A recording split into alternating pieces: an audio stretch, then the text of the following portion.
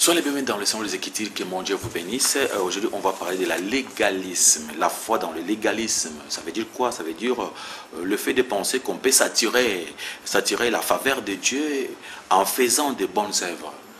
Si vous pensez que vous pouvez vous attirer la faveur de Dieu en faisant de bonnes œuvres, c'est ce qu'on appelle la foi dans le légalisme. Et les gens qui pensent qu'ils peuvent faire des œuvres, à partir de leurs propres œuvres, ils iront au ciel.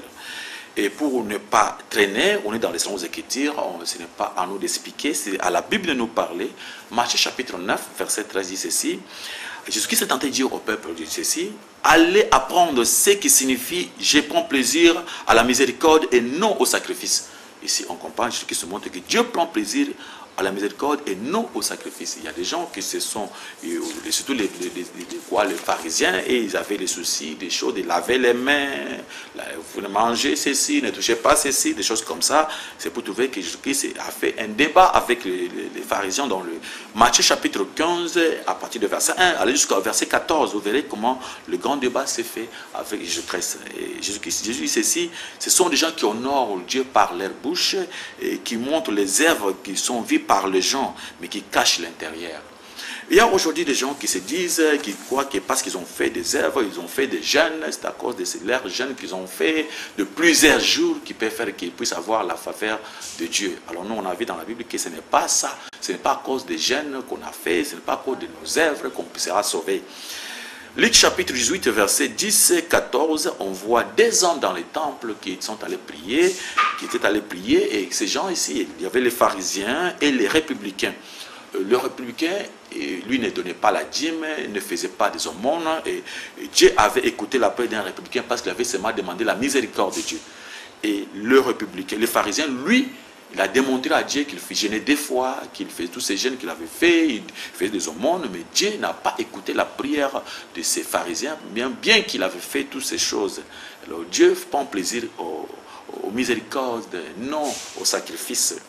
Et on peut aller encore très loin pour voir dans le livre des Zacharie, chapitre 7, à partir de verset 5 jusqu'à verset 6, vous pouvez lire encore beaucoup.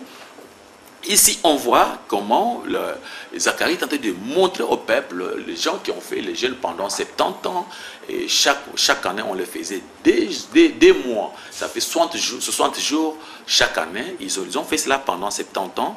Et Dieu est venu, il a posé une question au peuple qui a compliqué pour prouver au peuple que vous avez fait ces jeûnes-là, vous les faites pour moi. Dieu n'avait pas besoin de ces jeûnes, Dieu n'avait pas besoin des sacrifices des gens. Dieu n'a pas demandé aux gens de ne plus manger.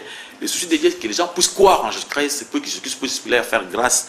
Mais les gens s'en occupent à faire des jeûnes, aller à la montagne, dormir enfamés, se mettre sous le soleil en croyant qu'ils vont s'attirer à la faveur de Dieu. La faveur de Dieu ne vient pas parce que vous faites souffrir votre corps, ou bien vous ne voulez pas manger votre nourriture. Et Dieu aime seulement les gens qui écoutent sa parole, qui marchent dans la vérité, qui aiment Jésus-Christ. Comme la Bible dit, toute chose concourt au bien de ceux qui aiment Dieu. Et David dit à tout le peuple, dans Zacharie chapitre 7, verset 5 à 6, dit à tout le peuple, depuis au sacrificateur, et quand vous avez jeûné et pleuré au 5e et au 7e mois, c'est là depuis 70 ans, et c'est pour moi que vous avez jeûné.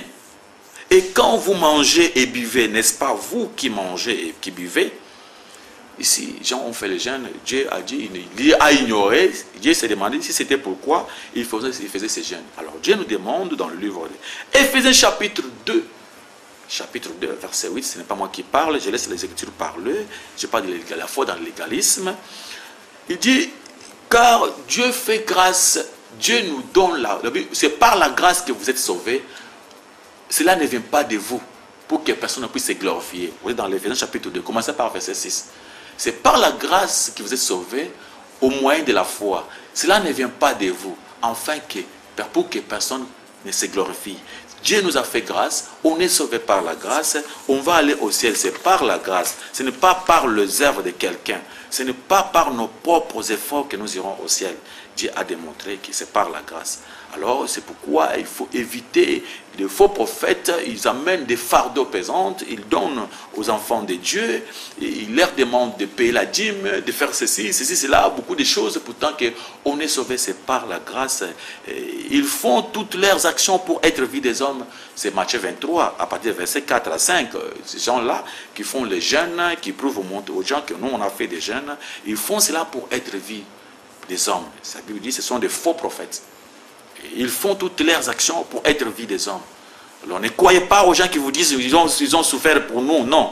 Demandez à quelqu'un de ne plus souffrir pour toi. Il y a Jésus-Christ, il a déjà souffert pour nous. Il est monté au ciel, il est monté à la croix, il a souffert, il a pleuré à la croix. Il a dit tout est accompli.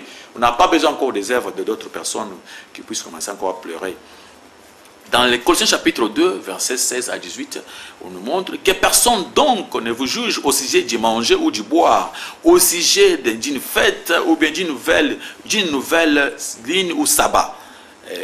Qu'aucun homme vous, sous l'apparence d'humilité et par un culte des anges, ne vous ravisse à son gré le prix de la course, tandis qu'il s'abandonne à ses visions et qu'il s'enfle d'un vain orgueil par ses pensées charnelles. Que personne ne vous séduise, bien-aimé. Ne vous demandez, ne croyez pas que pour aller au ciel, il faut refuser la nourriture. Ne croyez pas que pour aller au ciel, il faut faire trop de jeûnes. C'est par la grâce que nous irons au ciel. C'est par la grâce que Dieu va nous sauver. Et il ne faut pas vous attacher aux œuvres de la loi. Que Dieu vous bénisse. On a fait tout pour vous montrer le chemin. Ne croyez pas aux gens qui vous parlent des jeunes, de leurs jeunes, de leurs souffrances. Et cela ne nous regarde pas. Nous, on est toujours tenus à regarder vers le ciel, vers l'éternel notre Dieu. Lisez aussi Galates 3, verset 10. On n'est pas sous les œuvres de la loi. On est sous la grâce. Que Dieu vous bénisse. Bye bye.